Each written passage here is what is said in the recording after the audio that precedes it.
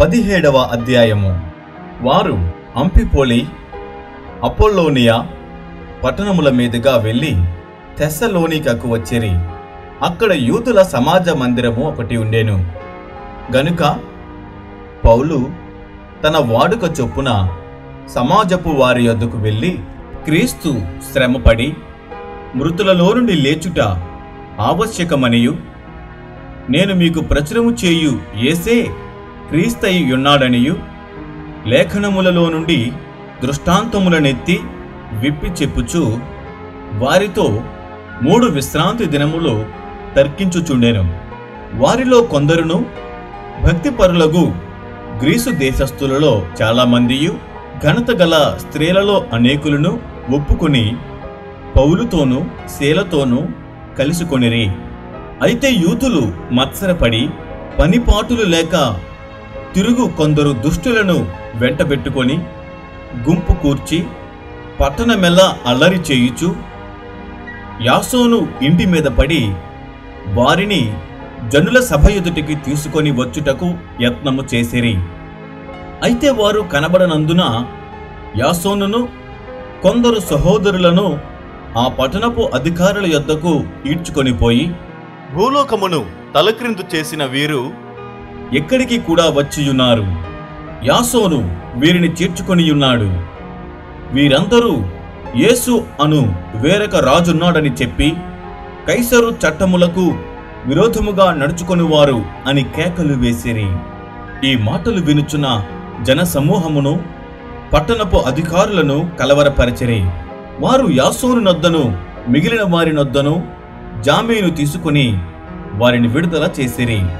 వెంటనే సహోదరులు రాత్రివేళ పౌలును శీలను బెరయకు పంపించిరి. వారు వచ్చి యూదుల సమాజ మందిరములో ప్రవేశించిరి. వీరు తెస్సలోనికలో ఉన్న వారికంటే గనులయుండిరి గనుక ఆసక్తితో వాక్యమును అంగీకరించి పౌలును శీలయును చెప్పిన సంగతులు అలాగున్నవో లేవో అని ప్రతిదినమును లేఖనములు పరిశోధించుచు వచ్చిరి.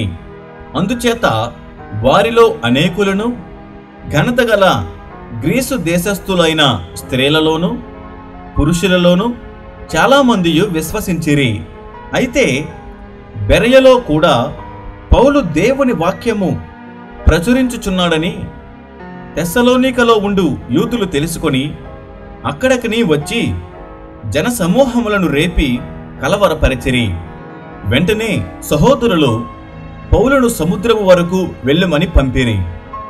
అయితే శీలయు తిమోతియు అక్కడనే నిలిచిపోయిరి.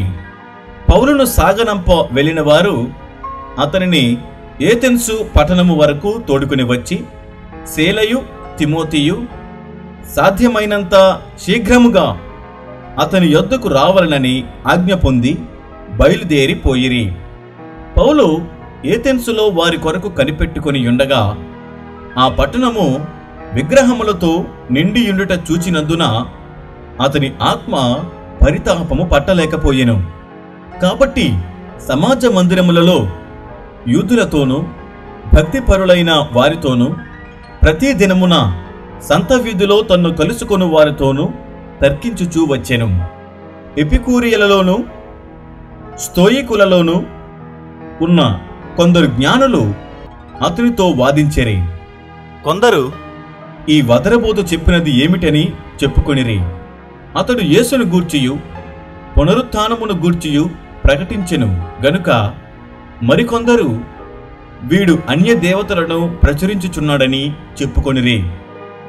అంతటా వారు అతని వెంటబెట్టుకొని అరేయోపగు అను సభ యొద్దకు తీసుకొని పోయి, నీవు చేయుచున్న ఈ నూతన బోధ ఎట్టిదో మేము తెలుసుకొనవచ్చునా? కొన్ని క్రొత్త సంగతులు మా చెవులకు వినిపించుచున్నావు గనుక వీటి భావమేమో మేము తెలుసుకొనగోరుచున్నామని చెప్పిరి. ఏథెన్సు వారందరూ అక్కడ నివసించు పరదేశులను ఏదో ఒక క్రొత్త సంగతి చెప్పుట యందును వినుట యందును మాత్రమే తమ కాలము గడుపుచుండువారు. పౌలు అరేయోపగు మధ్య నిలిచి చెప్పినదేమనగా, ఏథెన్సు వారలారా, మీరు సమస్త విషయములలో అతి దేవతా భక్తి గలవారై యున్నట్టు నాకు కనబడుచున్నది. నేను సంచరించుచు మీ దేవతా ప్రతిమలను చూచుచుండగా ఒక బలిపీఠము నాకు కనబడెను.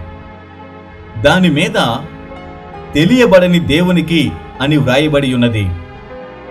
కాబట్టి మీరు తెలియక దేనియందు భక్తి కలిగి ఉన్నారో దానినే నేను మీకు ప్రచురపరచుచున్నాను. జగత్తును అందలి సమస్తమును నిర్మించిన దేవుడు తానే ఆకాశమునకును భూమికిని ప్రభువై ఉన్నందున హస్తకృతములైన ఆలయములలో నివసింపడు.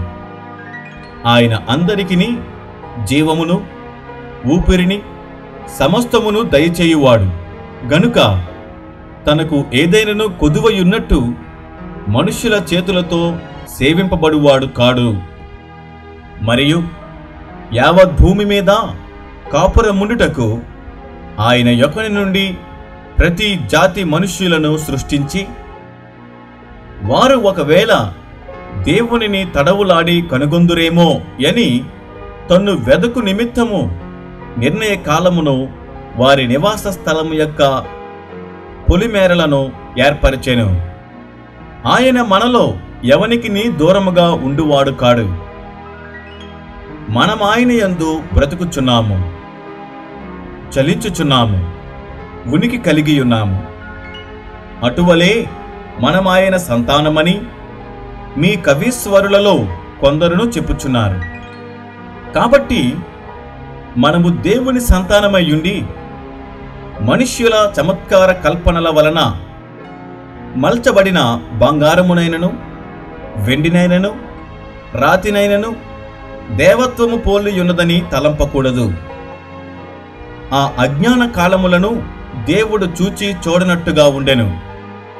ఇప్పుడైతే అంతటను అందరూ మారు మనసు పొందవలనని మనుష్యులకు ఆజ్ఞాపించుచున్నాడు. ఎందుకనగా తాను నియమించిన మనుష్యుని చేత నీతిననుసరించి భూలోకమునకు తీర్పు తీర్చబోయేడి యొక్క దినమును నిర్ణయించి ఉన్నాడు. మృతులలో నుండి ఆయనను లేపినందున దీని నమ్ముటకు అందరికిని ఆధారము కలగజేసియున్నాడు. మృతుల పునరుత్థానమును గూర్చి వారు వినినప్పుడు కొందరు అపహాస్యము చేసిరి. మరికొందరు దీని గూర్చి నీవు చెప్పునది ఇంకొకసారి విందుమని చెప్పిరి.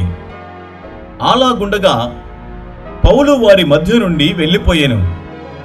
అయితే కొందరు మనుష్యులు అతని హత్తుకొని విశ్వసించిరి. వారిలో అరేయోపగీతుడైన దియోనుసియు దమరి అను ఒక స్త్రీయు వీరితో కూడా మరికొందరు నుండిరి.